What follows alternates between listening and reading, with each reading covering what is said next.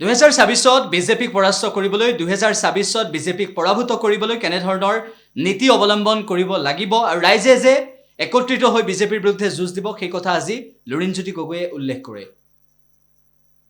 গণ অভিৱৰ্তন আজি নাগৰিক সমাজে আয়োজন কৰিছে।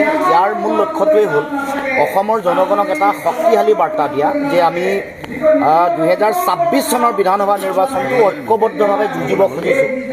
আৰু আজি ইতিমধ্যে সকলো বক্তাই কথা কৈছে যে ঐক্যবদ্ধভাৱে যুঁজাৰ সিদ্ধান্ত হৈছে আৰু 26ত বিজেপিক অসমৰ মাটিৰ পৰা উৎখাত কৰাৰ যিটো লক্ষ্য, সেই লক্ষ্যটো আমি উপনীত হ'ব পাৰিম।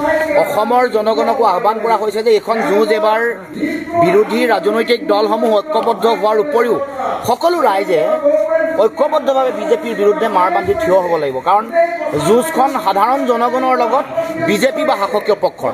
কাৰণ বিজেপিয়ে যিমান অন্যায় কৰিছে, যিমান সংবিধানক সংকটত পেলাইছে, মূল্য বৃদ্ধি, কৰ কাটল বহোৱা, স্বজন তোষণ, মুখ্যমন্ত্ৰী পৰিয়ালকেন্দ্ৰিক দুৰ্নীতি, সিন্ডিকেট ৰাজ, কমিশ্যন ৰাজে সমগ্ৰ অসম যেনেকৈ বিপন্ন কৰিছে, সাম্প্ৰদায়িকতা, ঘৃণা, বিভাজনৰ যি ৰাজনীতি, 6 জনগোষ্ঠীক জনজাতিকৰণ নিদিয়া, ভূমিহীনক পট্টা নিদিয়া, মাটি নিদিয়া, চাহ জনগোষ্ঠীৰ তেওঁলোকৰ সমস্যাসমূহ সমাধান নকৰা, জনজাতীয় ৰাইজৰ মাটি তেওঁলোকৰ পৰা লৈ বহুজাতিক কোম্পানীক দিয়া, এই সকলো কথাৰ বিৰুদ্ধে এইবাৰ সকলোৰে ঐক্যবদ্ধ সিদ্ধান্ত।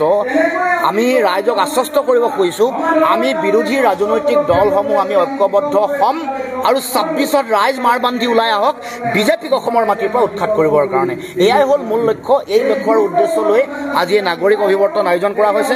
গুৱাহাটীত হৈছিল, নগাঁৱত হ'ল, এইবাৰ ডিব্ৰুগড়। আৰু নাগৰিকসকল, অসমৰ আন সমাজ, কৃষক, শ্ৰমিক, ব্যৱসায়ী, হালোৱা, সজোৱা, সাংবাদিক বন্ধুসকল, সকলোৰে যিটো দায়িত্ব আছে গণতন্ত্ৰ ৰক্ষা কৰা, দেশৰ সংবিধান ৰক্ষা কৰা, ন্যায়পালিকাৰ স্বতন্ত্ৰতা ৰক্ষা কৰা আৰু বিজেপিয়ে আৰম্ভ কৰা সাম্প্ৰদায়িক ৰাজনীতি, ভুৱা উন্নয়নৰ যি প্ৰতিশ্ৰুতি দি মানুহক কৰ কাটল বহাই জ্বলা কলা খুৱাইছে, তাৰ বিৰুদ্ধে ঐক্যবদ্ধ কৰাত, সংঘবদ্ধ কৰাত সকলোৰে গুৰুত্বপূৰ্ণ ভূমিকা মই ভাবোঁ থাকিব লাগিব। এই আহ্বানকে আজিৰ গণ অভিৱৰ্তনৰ পৰা দিয়া গৈছে।